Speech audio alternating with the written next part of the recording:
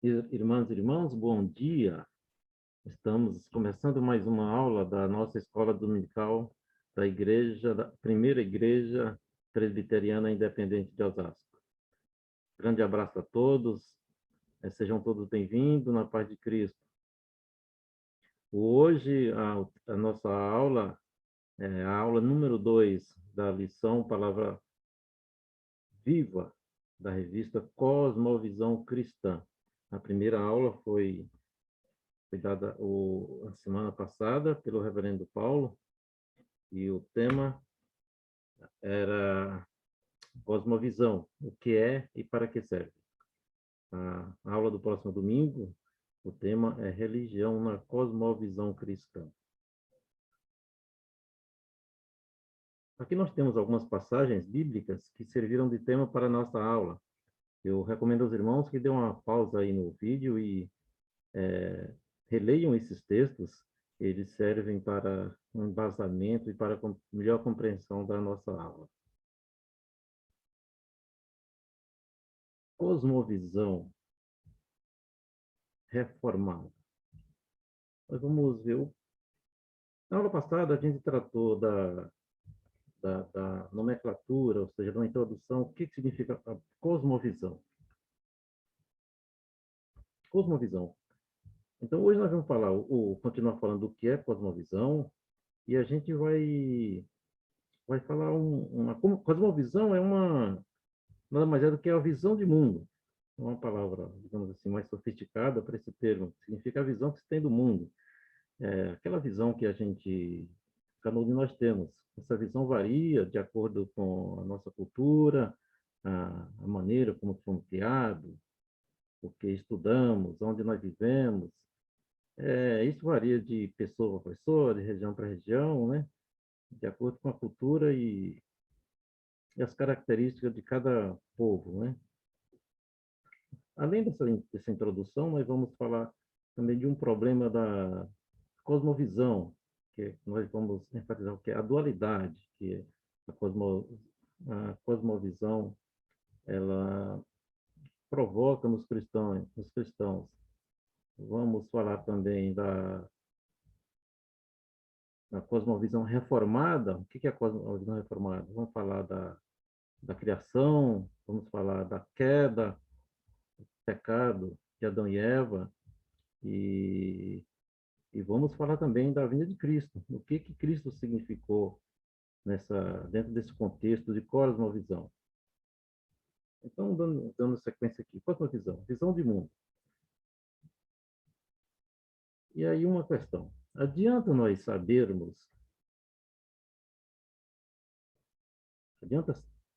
sabermos que temos uma cosmovisão, que temos uma visão de mundo? Você acha que isso é importante? O que vocês acham? Eu entendo que é importante, sim, né? Nós precisamos ter essa cosmovisão, essa visão de mundo. Todo mundo tem, é importante saber, porque é através dessa visão que nós sabemos das nossas características, as características de cada povo. Através dessa visão de mundo que nós vamos poder entender melhor as outras pessoas, as outras culturas, as pessoas que foram criadas e educadas de forma diferente da gente. Será possível moldar essa cosmovisão? Também entendo que sim, e precisa, né? Essa cosmovisão, essa visão de mundo, ela vai se moldando na medida que nós vamos nos aperfeiçoando. Você quer no lado profissional, quer como vida, como cidadão, a gente vai vendo as coisas de uma forma diferente, à medida que o tempo passa. Então, isso é possível, sim, moldar essa cosmovisão, essa visão de mundo. E nossa cosmovisão é verdadeiramente cristã? E aí é onde nós começamos a chegar no ponto dessa aula, né? Como é a nossa visão de mundo? Ela está voltada para o lado cristão? Nós valorizamos esse lado cristão? Como que ele é visto pela sociedade, no meio que vivemos, nosso trabalho, nossa casa? Essa cosmovisão nossa, nós como cristãos, nós devemos valorizá-la. Esse lado do cristianismo, esse lado do Cristo, da convivência com Cristo.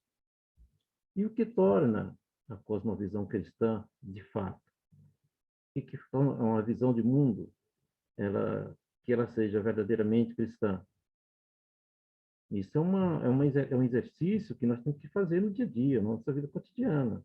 Nós temos que estar nos voltando constantemente para esse lado, aperfeiçoando. Por isso que aquela questão lá de se é possível moldar a cosmovisão.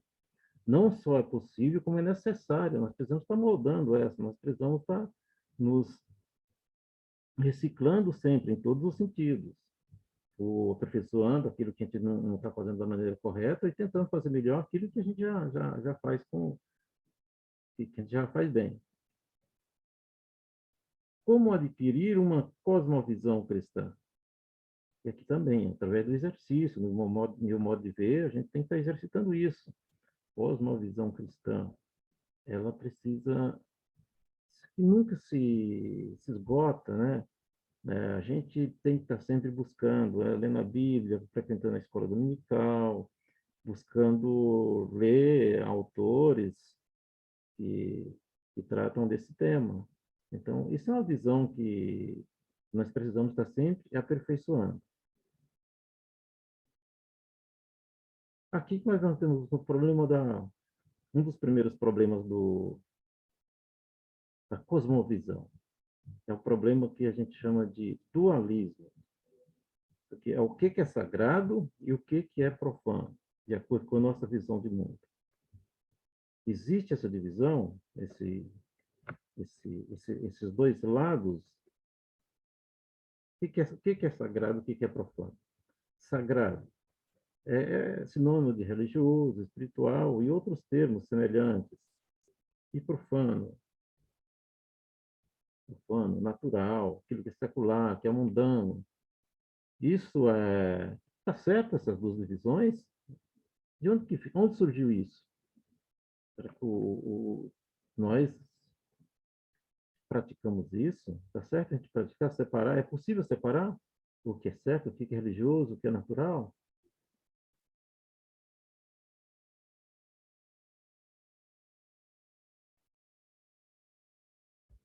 E esse dualismo? É o dualismo que a gente tanto comenta. Esse dualismo, onde ele está embasado, tá embasado? De onde ele surge? Tem embasamento bíblico? A resposta, obviamente que não tem. Não existe na Bíblia nada que assegure que existe esse dualismo, o que é sagrado e o que é profano, o que é espiritual, o que é do mundo. Nós não encontramos respaldo bíblico para isso. E onde? De onde surge isso? Então, os estudos demonstram que esse dualismo ele tem origem na filosofia platônica grega e entrou no pensamento do cristão por influência de pensadores cristãos importantes. Como é o caso de Agostinho, que viveu de 354 a 430 depois de Cristo, e de Tomás de Aquino, que viveu entre 1225 e 1274 depois de Cristo. Embora sejam pensadores importantes para o cristianismo, essa filosofia deles não tem base bíblica. O que acontece? Eles tinham, eram grandes pensadores e eles separavam, costumavam distinguir a matéria daqueles pensamentos que eram voltados para Deus, e essas coisas foram se materializando. Depois, esse pensamento ele foi sendo posto em prática. Por exemplo, as artes, uma arte que não era voltada para Deus, ela não tinha valor. Isso foi fortificado, foi fortalecido, digamos assim, através de alguns movimentos, movimentos sociais, culturais, como Renascimento, humanismo, o descobrimento de novas terras, a Revolução Científica.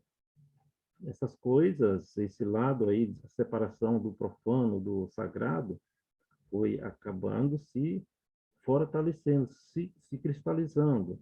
E vem até nos nossos dias, que sofre provocando grandes influências no nosso meio. Mas isso não tem base na Bíblia. Então, são coisas, esse tipo de coisa que nós cristãos devemos evitar, devemos buscar diretamente aquilo que está respaldado nos ensinamentos bíblicos. E qual é o problema desse dualismo? O problema é que na cosmovisão dualista, o reino de Deus não abrange a totalidade da existência. Ele diz respeito apenas a uma parte. Como que é? Deus criou o mundo e uma parte boa e uma parte ruim? Será que é possível praticar isso? Será que nós teremos como conviver no nosso dia a dia, optando apenas pelo o lado sagrado, nós que somos cristãos, e os demais pelo lado profano? Isso é praticamente impossível. O que acontece? O que acontece é que isso leva os cristãos a servir a dois senhores. Ou seja, por exemplo, no domingo, ele vem para a igreja, na semana ele convive com a outra parte, né? Com todo mundo, né? Obviamente, o que o cristão tem que fazer? Ele tem que praticar os cultos, aos domingos, na igreja, mas durante a semana, a culto continua. A gente tem que estar convivendo, dando exemplo no nosso trabalho, com as pessoas à nossa volta. Nós temos que estar convivendo com aqueles nossos colegas que pensam de forma diferente e tentar trazê-los para a vida da igreja, para a vida de Cristo, né? Nós temos que falar de Cristo para eles. Nós temos que tentar converter esses irmãos. E aqui nós vamos falar um pouco também da cosmovisão reformada em si, que nada mais é que a cosmovisão cristã. A cosmovisão reformada, ela tem base na criação, na queda e na redenção. A criação foi Deus, lá em Gênesis, quando Deus criou o mundo, e a queda, quando Adão pecou, juntamente com Eva, e a redenção, que veio através de Cristo, por meio de Cristo, Jesus. Lá a visão de mundo moldada nas Escrituras Sagradas é que busca o fundamento para uma perspectiva abrangente de todo o mundo, ou seja, é uma visão integral da realidade e não pode ser uma visão parcial. Essa visão ela rejeita a distinção de dois mundos, o sagrado e o secular.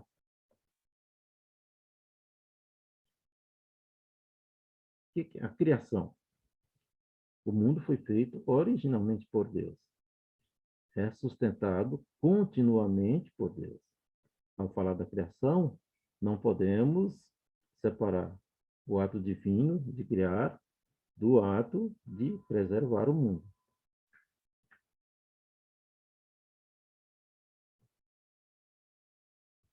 Ele fez, aqui nós estamos falando um pouco da criação, quando Deus falou lá em Salmo, ele fez, em Salmo 104, 19, ele fez a lua para marcar as estações, o sol sabe quando deve se pôr.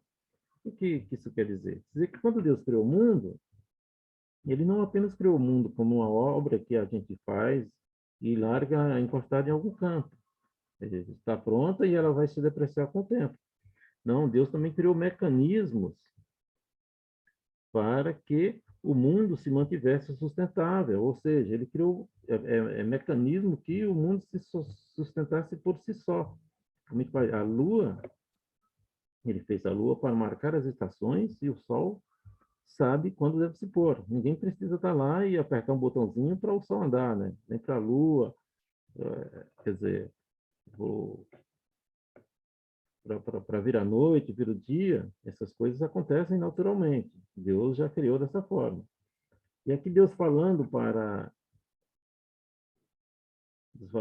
Jó, falando da sua criação. Você sabe quando as cabras montesas dão à luz? Você está atento quando a corça tem o seu filhote?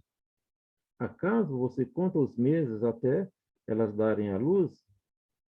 Sabe em que época elas têm suas crias? São Deus falando das coisas que ele criou. E coisas que andam por si só. Os animais silvestres que estão lá, elas são dádivas da natureza criada por Deus, que o homem não interfere, ou seja, não precisa do das atividades humanas para aquilo lá funcionar. Seguindo aqui, acaso vocês Não me temem? Pergunta o Senhor. Não tremem diante da minha presença? Porque fui eu que fiz a areia. Que fiz da areia um limite para o mar, um decreto eterno que ele não pode ultrapassar. As ondas podem quebrar, mas não podem prevalecer. Podem bramir, mas não podem ultrapassar. Aqui lá em Jeremias 5:22, Deus está falando desses mecanismos que ele criou. Por exemplo, o mar tem um espaço dele e ele não vai invadir a terra. A areia é o limite dele. Então, nós, os seres humanos, que não obedecemos esses limites que Deus nos deu.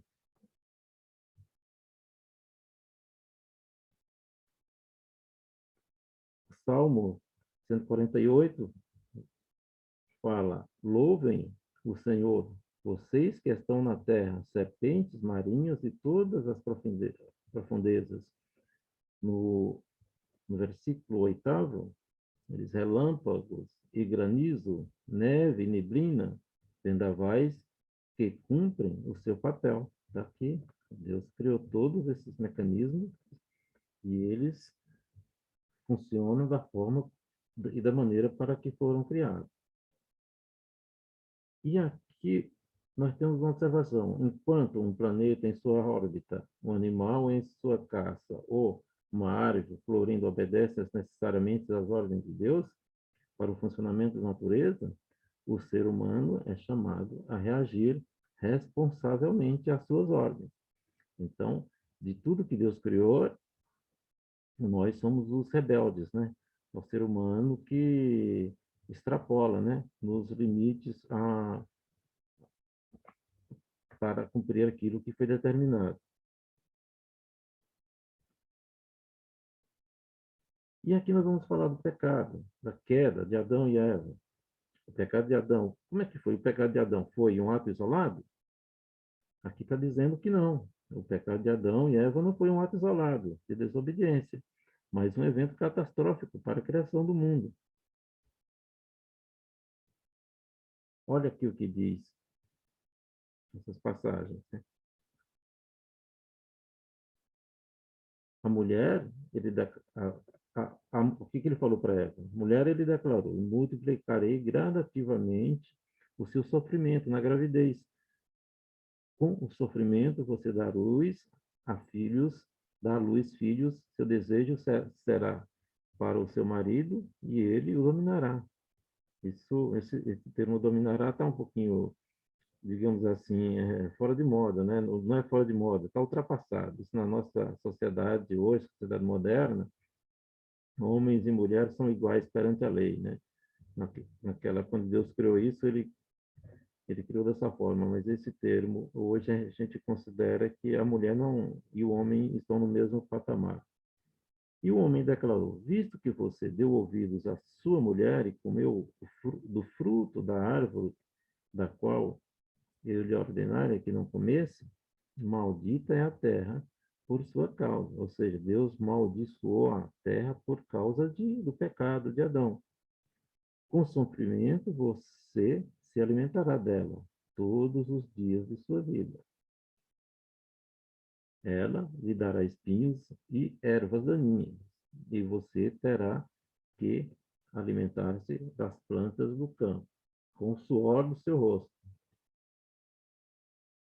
Em Romanos 8:22, diz: sabemos que toda a natureza criada geme até agora, como em dores de parto. Então, vamos agora.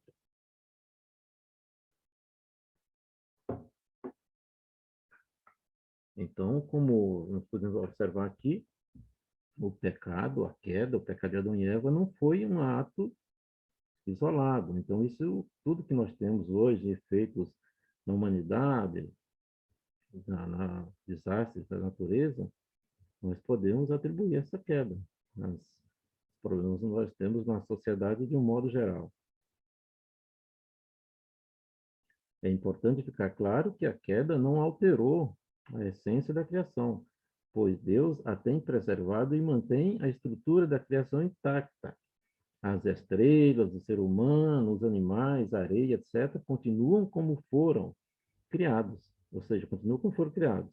A direção da criação que Deus atribuiu ao homem, esta é que foi deformada. Então, aqui é como você tem uma casa, nós fazemos uma casa, a gente precisa eventualmente fazer uma reforma nela. Aqui, o mundo, conforme Deus criou, a estrutura do mundo, ela se mantém. Está deformado é aquilo que foi atribuído para o homem fazer. O homem continua homem, os animais, cada animal continua cada animal, estrela continua estrela. Então, o que que precisa fazer? É a maneira de lidar com essas coisas. E, infelizmente, foi o homem que deformou tudo isso. E nós tivemos a criação, tivemos a queda, e aqui nós temos a redenção. O que que significa redenção? Redenção significa Cristo. Aí a cosmovisão reformada proclama que Cristo, proclama em Cristo, que em Cristo a humanidade recebe a nova oportunidade. Ou seja, a humanidade recebe uma oportunidade de ser restabelecida como administradora de toda a criação. Jesus foi por toda a Galileia, ensinando nas sinagogas deles, dos judeus, pregando as boas novas do reino e curando todas as enfermidades entre o povo. Então, de tudo aquilo que tinha sido provocado lá, todos os males que existem na terra, que foram provocados pelo pecado, Jesus veio curando. Jesus respondeu: voltem e anunciem a João o que vocês estão ouvindo. Os cegos veem, os mancos andam, os leprosos são purificados e os surdos ouvem. Os mortos são ressuscitados e as boas novas são pregadas aos pobres. Jesus falou isso quando João Batista enviou alguns de seus discípulos para perguntar a Jesus se ele era verdadeiramente o Cristo, porque o João pregava que viria o Messias. E quando ele mandou alguém perguntar lá para Jesus se ele era o Messias, Jesus respondeu dessa forma: voltem, anunciem a João Batista e vocês estão vendo. Jesus não tinha o hábito de dizer eu sou o Cristo. Ele não, ou melhor, ele não dizia. Ele falava por parábolas. E quem conhecia, entendia. E aqui em Apocalipse 21, de 23 a 26, diz o seguinte: porém, a restauração da criação não significa um retorno às condições primitivas do Éden, mas um avanço no sentido da cidade perfeita. As nações apresentarão o melhor de sua produção ao seu Criador e Redentor. Mas aí, e o que que significa essas nações? Vamos ver novamente. Porém, a restauração da criação não significa um retorno às condições primitivas do Éden. Aquele jardim lá, que tinha tudo perfeito lá. Então, quer dizer que a restauração não significa que nós vamos voltar. O homem que foi expulso vai voltar para o paraíso, vai lá para o Éden, né? Mas o que que significa? Significa um avanço no sentido da cidade perfeita. O que que é essa cidade perfeita? As nações representarão o melhor de sua produção ao seu Criador e ao Redentor. Então, nós somos responsáveis para é, é, somos responsáveis para levar essa produção ao nosso Criador, é o nosso Redentor. E a cidade perfeita é a nossa salvação. A restauração não altera a estrutura da criação, que permanece boa, mas redireciona os dons criacionais da corrupção rebelde para a obediência à vontade de Deus. Olha só que coisa interessante. A restauração não altera a estrutura da criação, que permanece boa, mas redireciona os dons criacionais da corrupção rebelde para a obediência à vontade de Deus. Ou seja, quando nós deixamos, quando nós caímos por meio de Adão e Eva, quer dizer, as estruturas não se modificaram.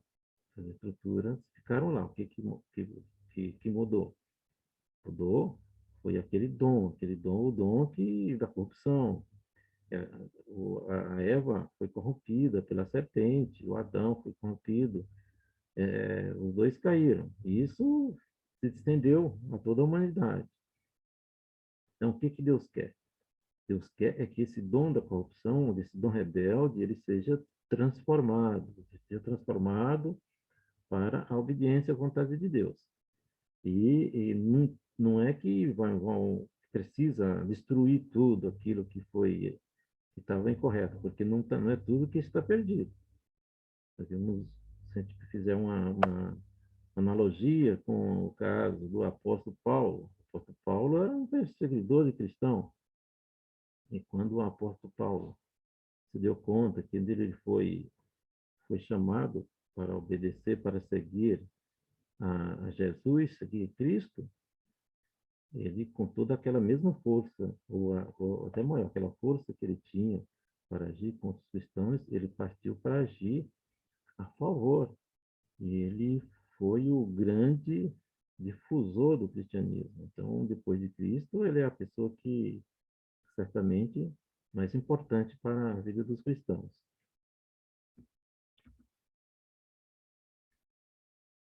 Aqui tem o Criador vê a sua criação de maneira tão positiva que não quis descartá-la quando o homem a estragou. Pelo contrário, determinou restaurá-la, mesmo ao custo de entregar o seu filho à morte. E aqui está o grande exemplo, né? Nesse que Deus nos dá.